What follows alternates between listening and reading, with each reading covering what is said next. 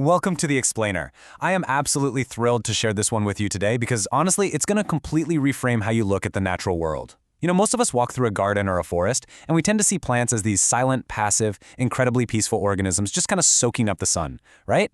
But beneath that tranquil green surface, there is an entirely different reality going on. Today, we're looking at the high-pressure, explosive engineering of plants. So get ready, because we are about to uncover how the plant kingdom utilizes extreme structural tension and raw ballistic velocity to literally conquer space.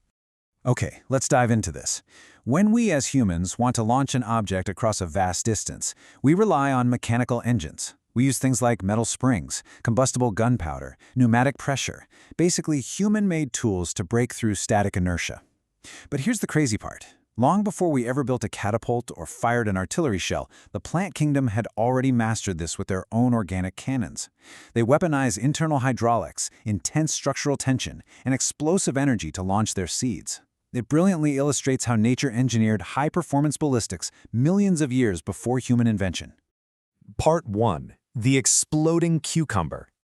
Let's start with a truly fascinating subject that basically operates like a biological pressure cooker. We're looking at Ecballium elaterium, more commonly known as the squirting cucumber. And yeah, I know, don't let the funny name fool you. The mechanics inside this little viney fruit are nothing short of incredible. To understand how it works, we have to look at its internal hydraulic loading manual. Because as this fruit matures, it doesn't just sit there, it's actively working. Step 1, the plant pumps this highly concentrated, sugary mucilage right into the center of the fruit. This triggers Step 2, which is a massive influx of water rushing into the interior cells via osmosis. So the internal walls are stretching and expanding like an overinflated balloon.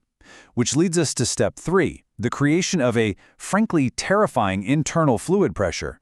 And when I say terrifying pressure, consider this metric. The internal fluid pressure inside this tiny organic vessel reaches up to 200 PSI. Just take a second to wrap your head around that number, 200. To really contextualize just how extreme that is, 200 PSI is literally 4 times the pressure you'd find inside a high-performance car tire. And remember, this isn't industrial machinery made of steel and rubber. This is happening inside a simple, squishy vine fruit just hanging out in a garden. The sheer structural integrity required to hold back that much pressure without prematurely bursting is an absolute marvel of biological engineering. So what happens when it finally goes off? Well, the dramatic trigger moment happens the very second the fruit is bumped or naturally drops from its stem. The connection point to the stem shears open instantly, and that break effectively acts as a pressurized natural nozzle. The result? A violent release that shoots a literal geyser of toxic sap and seeds up to 20 feet away. It's just a perfect, fluid-driven biological cannon. Part 2. Explosive Dehiscence. Now we're transitioning away from liquid hydraulic pressure to our next escalation, which is highly refined mechanical spring traps. The scientific term for this mechanism is explosive dehiscence. It's essentially the physical process where differential drying rates of cellular layers create a sudden mechanical snap to launch seeds.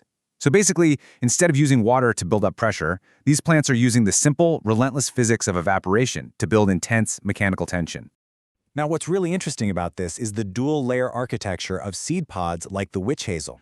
It constructs its seed vault out of 2 totally distinct cellular layers. As the pod sits out baking in the hot sun, the outer cellular layer dries out and shrinks incredibly rapidly. But the inner cellular layer, it stays completely, stubbornly rigid. Just think about what happens when one layer pulls as tightly as it can against another layer that absolutely refuses to move.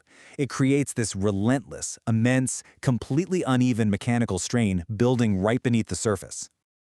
By shrinking that outer layer against a rigid inner core, the plant is storing kinetic energy, exactly like a human drawing back a compound bow. The structural seams of the pod are the only thing holding back this massive amount of tension. It's essentially a perfectly tensioned weapon, just waiting for the threshold to be crossed. And when that pressure finally reaches its absolute breaking point, those structural seams fail. The hull splits instantly, squeezing the smooth, bullet-shaped seed out and launching it into the air at speeds exceeding 60 miles per hour. I mean, a plant with no muscles and no motors is literally firing biological bullets at highway speeds. It's wild. Part 3. The Sandbox Tree. Okay, it is time to escalate to the undisputed boss level of ballistic botany. Found in the tropical rainforests of the Americas, its scientific name is Hura crepitans, but it is way better known by its terrifying nickname, the Dynamite tree. This thing is a massive tropical giant, and its trunk is heavily armored in these sharp conical spikes. Everything about this tree just screams danger. But its actual weapon hangs quietly from its branches in the form of these large pumpkin-shaped seed pods. Those wheel-like seed pods store immense elastic strain energy as they dry out, and when they finally go off, they do not just pop, they detonate, with a sound like a literal shotgun blast ringing through the jungle. The explosion is so violent that it completely fractures the woody shell of the pod, sending razor-sharp wooden shrapnel flying in every single direction. And the speed of that detonation, the flat seeds packed inside are fired outward at a staggering 240 feet per second. Let me say that again, 240 feet per second. That's roughly 70 meters per second of pure ballistic velocity generated entirely by drying wood cells. The result of that massive launch speed is that these seeds are hurled up to 150 feet across the jungle floor. This biological artillery is flying fast enough to actually injure passing animals. It's a stunning and honestly highly aggressive evolutionary strategy to make absolutely sure the next generation of trees gets far, far away from the shadow of the parent tree. The silent conquest. Now, it'd be easy to think of this as something that only happens in distant, exotic rainforests, right? But I want to bring the scale all the way back down to your own backyard, or maybe even your own living room, to reinforce why this matters to you. Consider the oxalis, which is often called the purple shamrock, or the ruella, the wild petunia. These are incredibly common houseplants and garden plants. We buy them, we water them, we think of them as totally passive decorations. But they are using these exact same high-performance physics, structural tension, and ballistic velocity right inside our homes to conquer space. This explosive engineering is happening all around us, every single day, completely silently. So the crucial point is this. As amazing as all this organic artillery is, explosive violence has its survival flaws. Firing a seed blindly into the air at 60 miles per hour or 240 feet per second is ultimately a chaotic gamble. That seed might land in fertile soil, or it might land on a rock, in a river, or right in the jaws of a predator. You just don't know. Which leads us to a truly fascinating evolutionary pivot. If launching seeds into the air is too chaotic to guarantee absolute survival, what's the alternative? What if plants abandoned explosive violence for chemical mind control?